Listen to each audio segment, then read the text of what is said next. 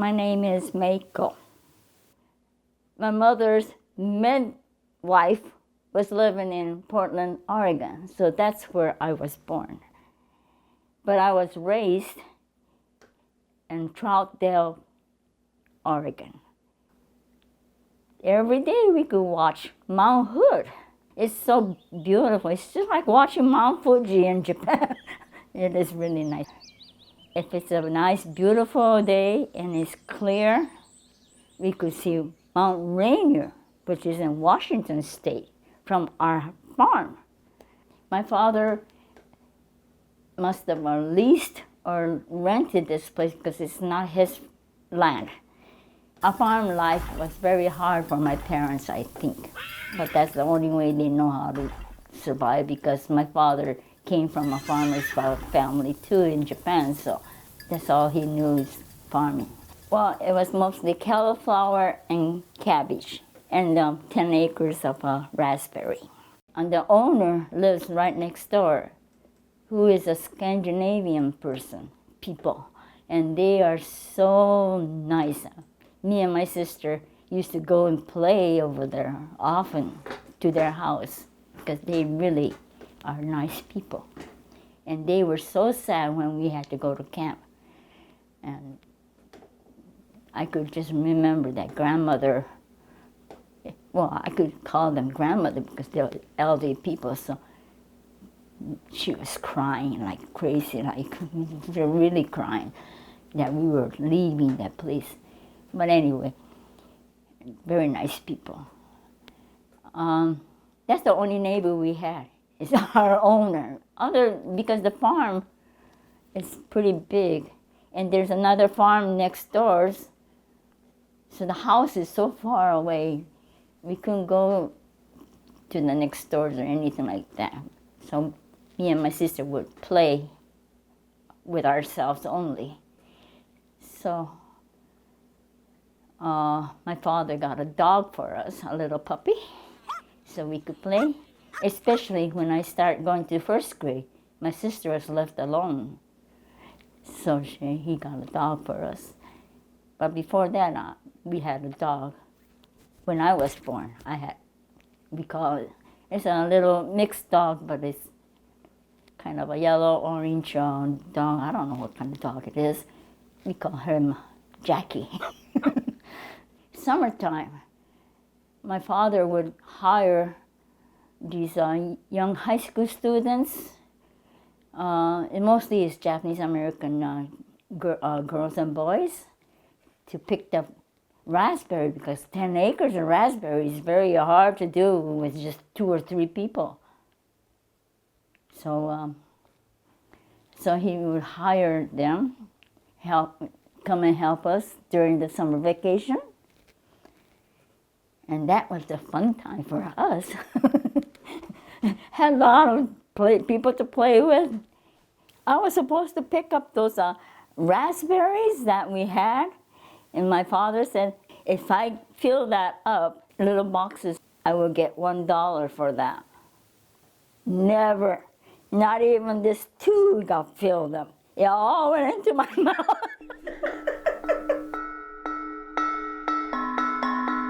I just started 2nd grade, so I just turned 7, I think. Air raid. Nighttime is an air raid. Sirens, all over the place. That's when the Pearl Harbor had the bombing. The air raids start coming because we were on the West Coast, right? And Hawaii is not too far away from there, so. And then anyway, it was fun for us. Children, lights just shining all over the place. We just run out. My parents just coming after us and drag us inside the house. And my father and mother had to put these black, dark curtains on the wall, the windows and doors and everywhere, and cover the light, shade, to make it nice and dark. That's what they told us to do. I think everybody, it's not only Japanese or everybody had to do that because it's an air raid. You never know if the airplanes come in or not.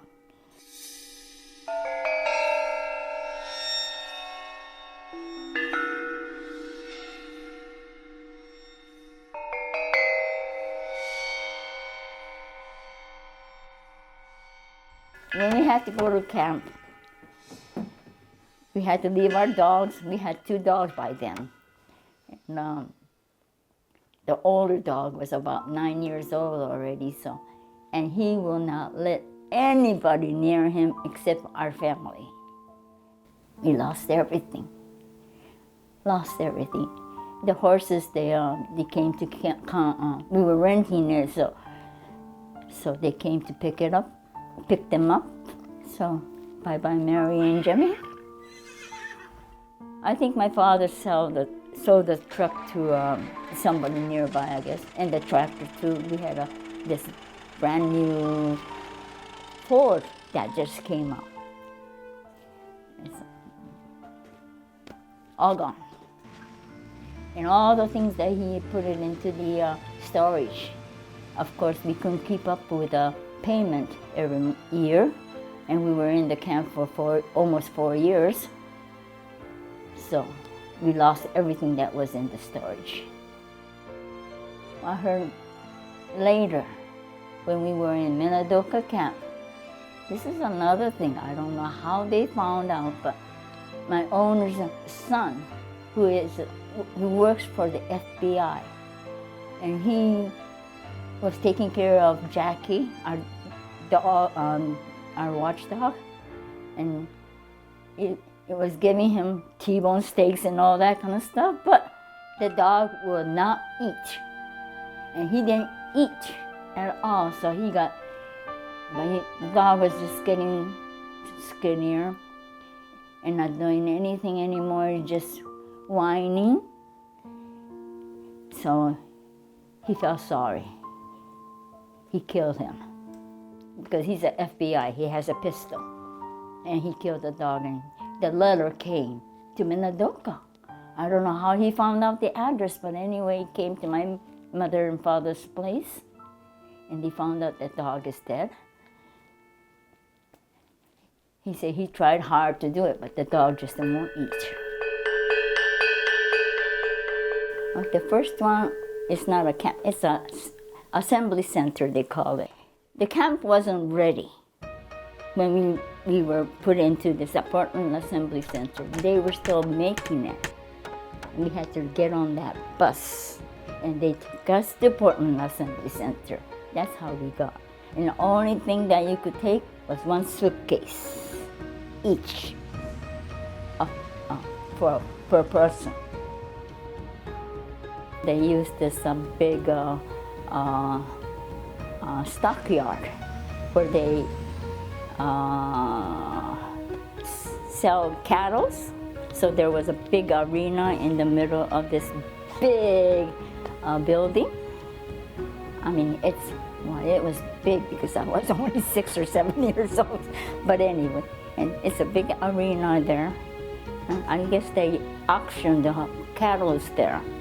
When we went in there, they had a cot to sleep on with 1 army blanket and a pillow. I don't know how long we stayed there, maybe 2 months or 3 months or something like that. My family went to Minidoka, Idaho, which is close to Twin Falls. The train is not as big as it is right now. It's a small little box-like train at that time. So I think it took us 2 days to get over there. When we got to Minidoka, Idaho, it was so windy, and the sandstorm, the sand was just blowing all over the place, and the sagebrush was coming, rolling and coming and tumbling over. Oh my gosh, it's a scary place, I thought. And then when we had to go and register or receive where we were going to be living in there, we went into one of these barracks. It's barracks now, okay? It's not houses. It's all barracks everywhere. And it's all divided into blocks.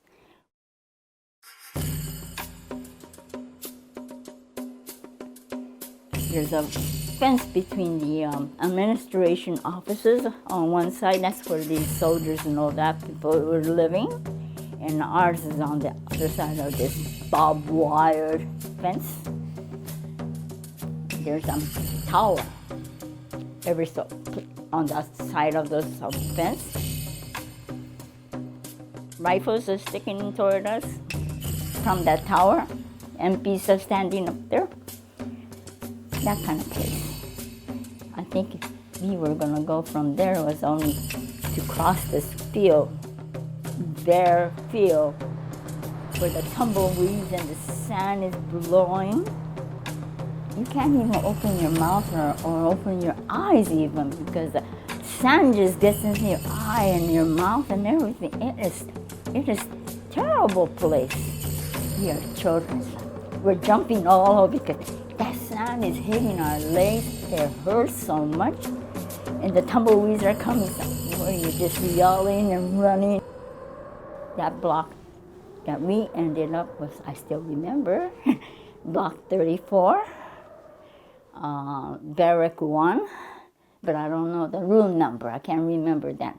The room they gave us was just one open room with a big old pot-bellied stove in the middle. That was it. With 2 windows on one side, and we have 5, so that's why 2 windows on one side and 3 on the other side. There was no running water when we moved in. No running water. So we couldn't take a bath, shower, and the toilet wasn't running either. And there was no doors to none of the place. If you want to sit on the toilet seat, it's wide open. I mean, you only have a little entrance, that's it. It's plywood again. Or I think it was. It could be wood. It could have been wood. But it's just tall. The toilet seat at the beginning. But no running water, so we couldn't use that bathtub or shower or toilet. So they had an outhouse for toilet. It's terrible. It was, and that light, one light in the room only, way up high. Well, when you're young, it looks way up high. Since it's one room, my father didn't like that too much because we wanted our bedroom separated, you know, things like that. So he was a pretty good carpenter. I don't know how he did it, but he did. I don't know where he got the woods either. But anyway, he found some of the wood somewhere, and he built a petition. And my mother, I don't know where she got it, but she got some cloth and put it on he only made a frame, so she had to put a cloth in between or else it won't be a screen. So me and my sister would sleep on one bed.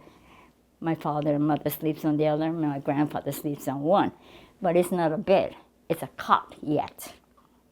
And then later on, a bed came in, a hard, I don't know, the spring must be about that much, or mattress must be that much.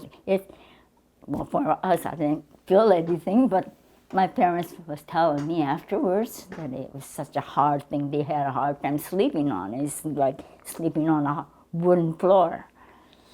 Later on, the canteen was open, and they would start giving money, so we start buying a little bit here and there stuff.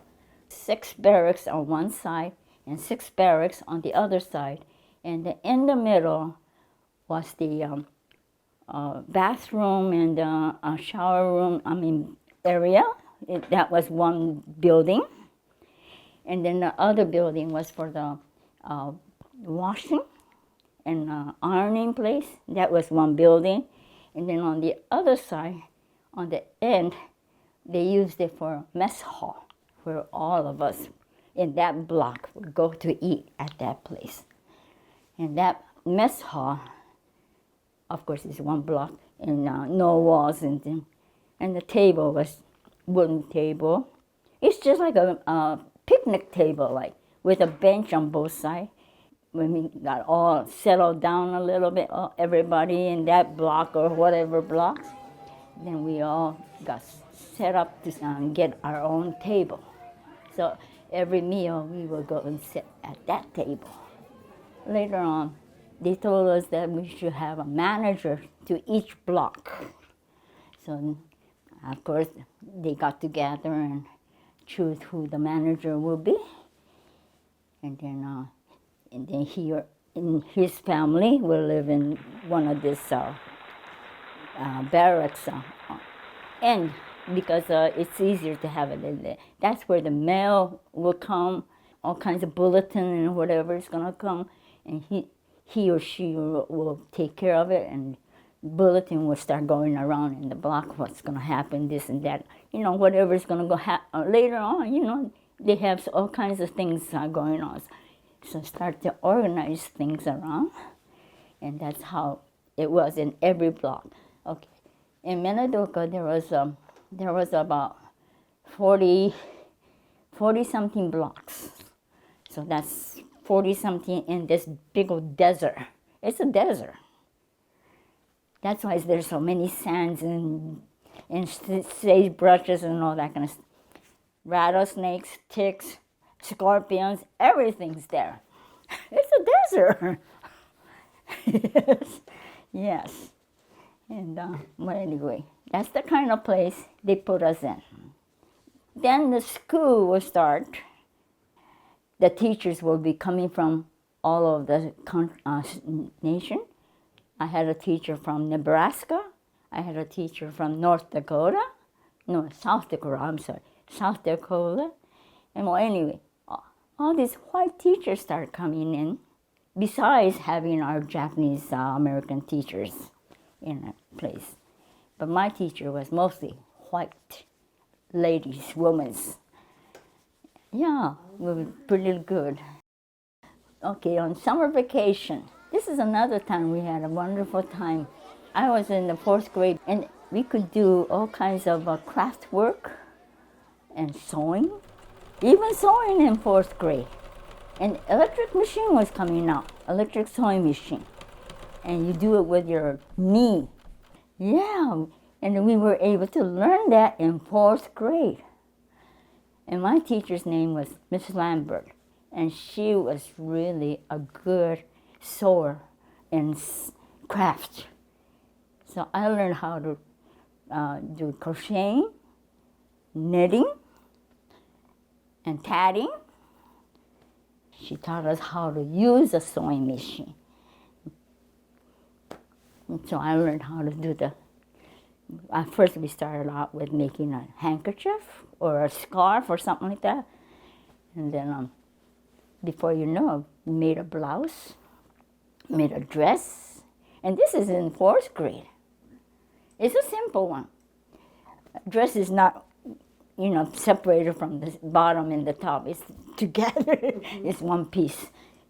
I enjoyed it very much, that class. Anyway, everything started to settle down. Farmers started to move too. You know what they did? They started digging up the open land on the edge of the camp. Some of them had to get all those sagebrushes out of the way. And then they asked the administration officer if they could get some fertilizer. I guess it was manure most of the time. And then they spread it out, and they made a farm at the edge of the camp where it was open. And you should see all those vegetables and the fruits and stuff they made. When it started to grow and became to feed all the people that was living in that camp at their mess hall. Lettuce and tomatoes and cabbages and all those vegetables.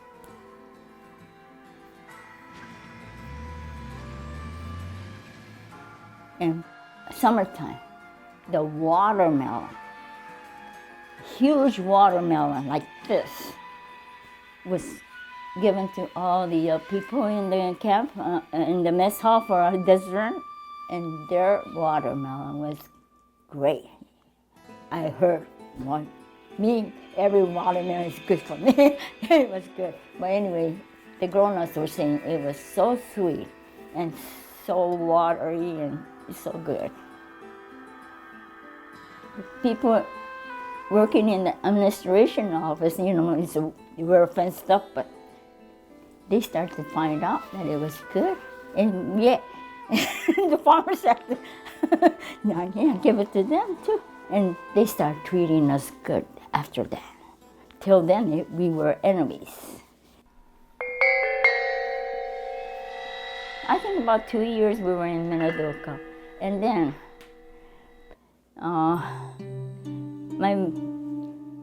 this is so amazing, I thought. It's during the war and having a war with Japan, and yet my mother's father passed away in Japan, and the telegram came to the camp. I don't know how it came like that. How did they know the address? I don't know, but anyway, she got the telegram from Japan, and she really went down. She wanted to go to Japan so badly to see her mother before she passes away. She had a brother, older brother, who is about 11 years older than she is. He and his family was in Tule Lake, California, up north near Klamath Fall, Oregon, in the desert. It's a segregated camp. So they had this paper to sign.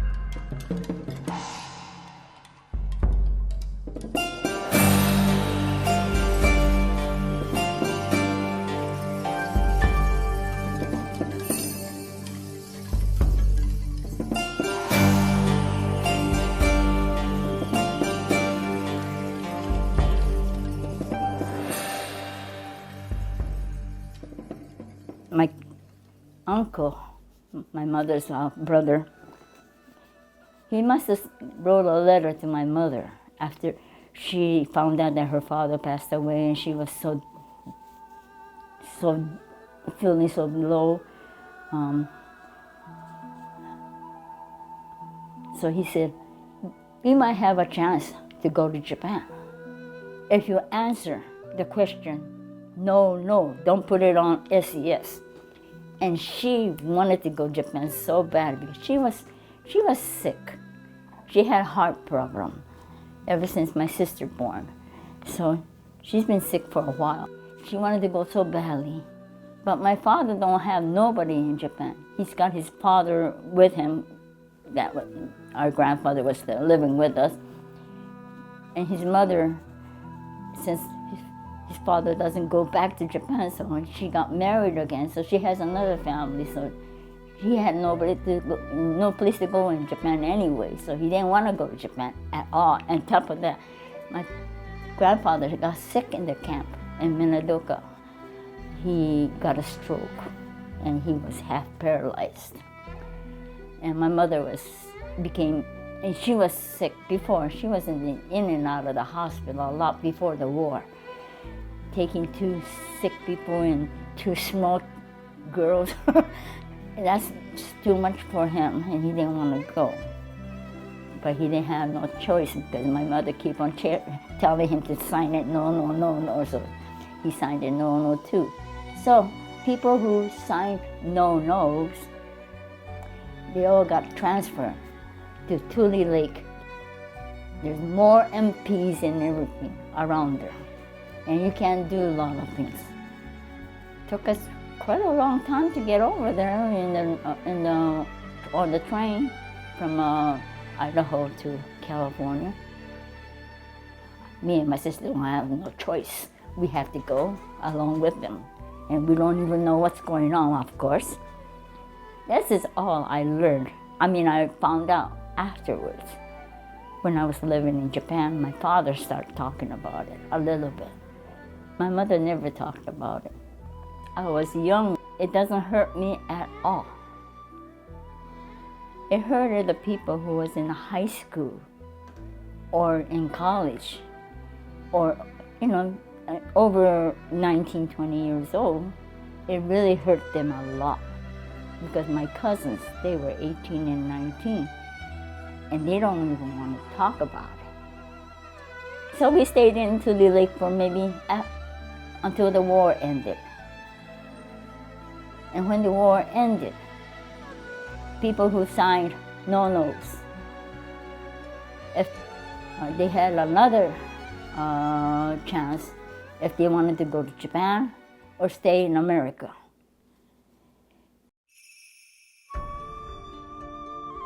The other people who wanted to go to Japan was able to go. This is after war now.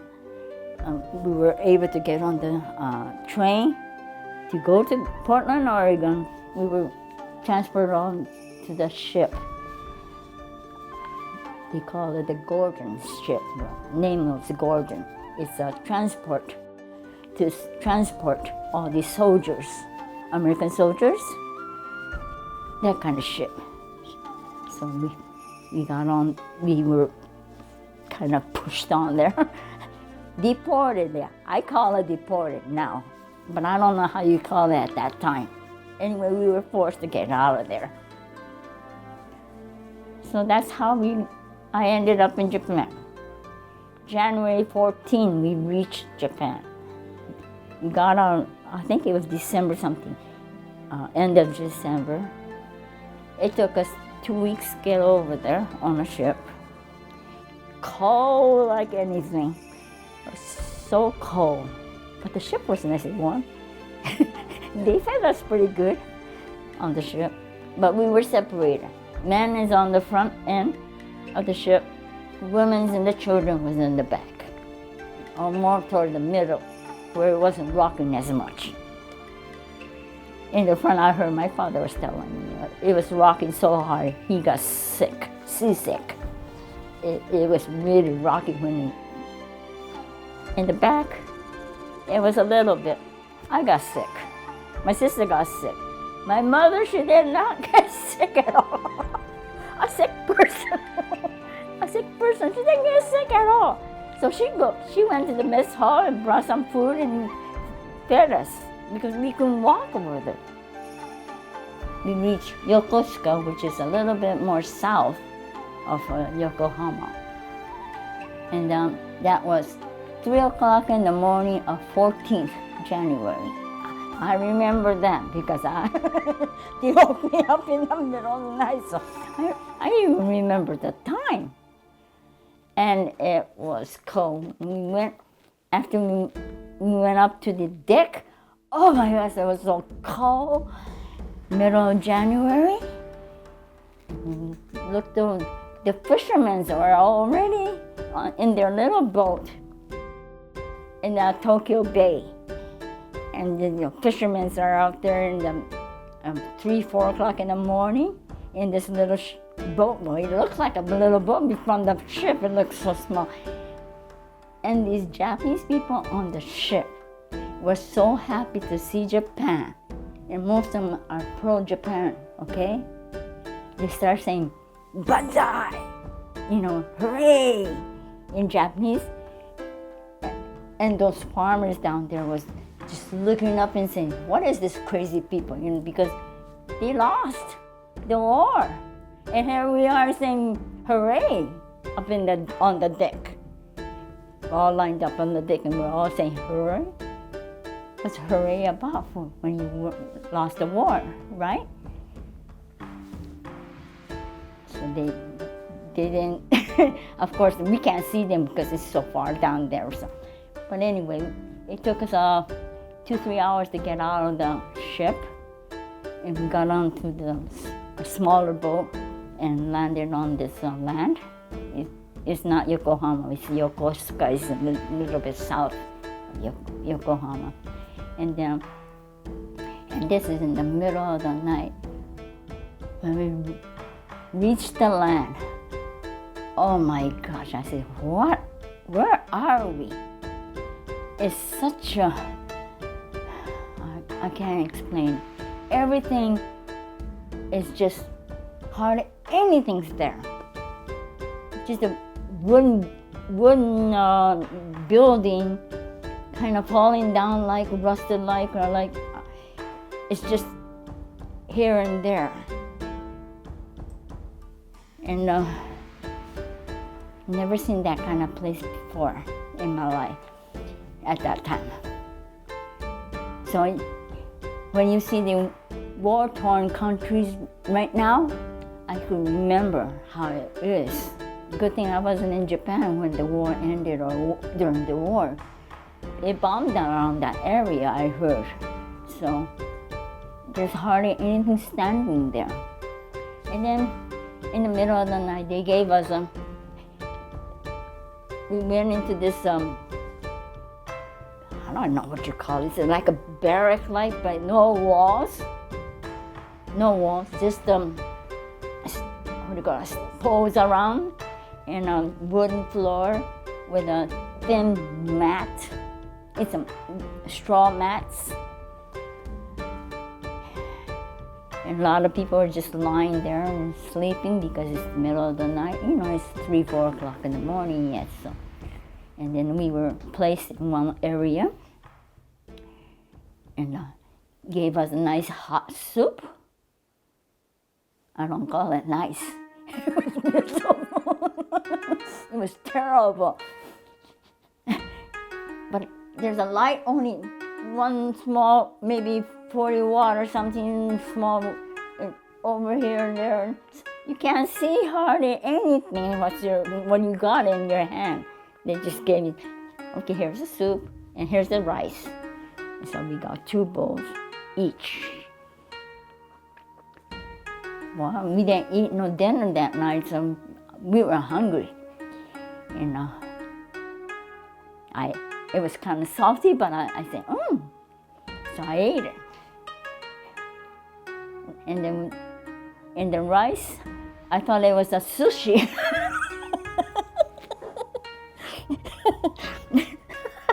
It was so good because we were so hungry. Okay, next morning they gave us the same thing in the morning. And they said, "This is what you got last night." I said, "What?" Oh my gosh, I couldn't eat. I thought it was good that night before. And then the rice, I thought it was a sushi. It's oat. It's not a rice, it's oats. Oats is the kind of reddish kind of grain, right?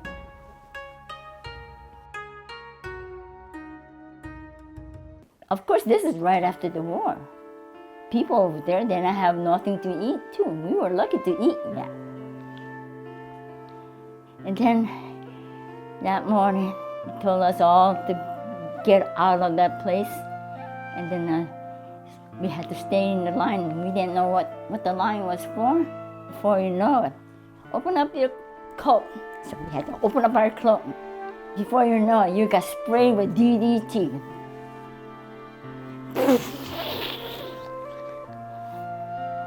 I didn't know what a DDT was. After we got sprayed with this DDT, we start noticing the surrounding a little bit. Me and my sister was around. I don't know where my father and mother was. They were still in the building. I don't know where they were. We started looking around, and these young boys and girls, all dirty. I mean, their face was black. They were wearing this army coat like, I think they must have got it from the soldiers or something. And they start coming closer and closer and handing out these empty cans, and they wanted food. It's a scary thing to see when you're young.